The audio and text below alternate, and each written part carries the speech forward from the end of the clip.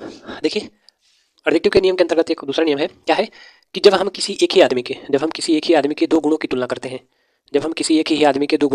हैं, तो जो पॉजिटिव डिग्री में आया हुआ एडजेक्टिव रहता है उसके पीछे हम मोर का प्रयोग करते हैं।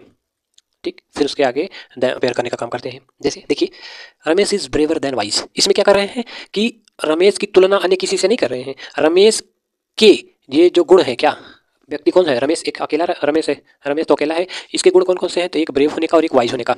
इसी अकेले रमेश के दो गुणों की तुलना कर रहे हैं। ये हमने पहले बताया कि जब हम किसी एक ही आदमी के दो गुणों की तुलना करते हैं तो जो एडजेक्टिव पहले आया रहता है या जो एडजेक्टिव पॉजिटिव डिग्री में आया रहता है उसके पहले हम मोर का प्रयोग करके आगे उसको क्या करते हैं, मोर का प्रयोग करके आगे सेंटेंस को लिख देते हैं।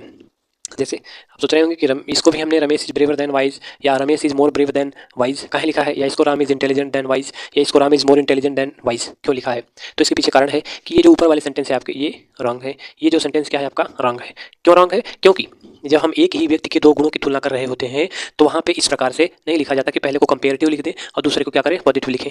ये नियम गलत है आपका। ये क्या कहता है कि जब हम एक ही व्यक्ति के दो गुणों की तुलना कर रहे हों तो पहले आए हुए एडजेक्टिव को के पहले हम मोर का प्रयोग करते हैं, फिर उसके बाद कंपेयर करने का काम करते हैं।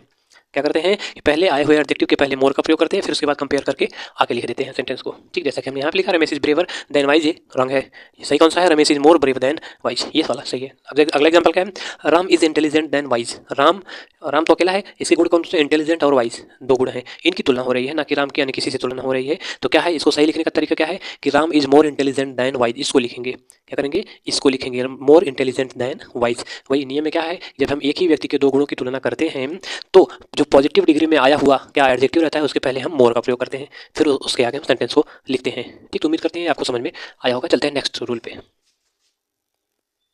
देखिए अगला नियम क्या कहता है, ये जो दो शब्द हैं, एक प्रीफर हो गया, एक प्रेफरेबल हुआ।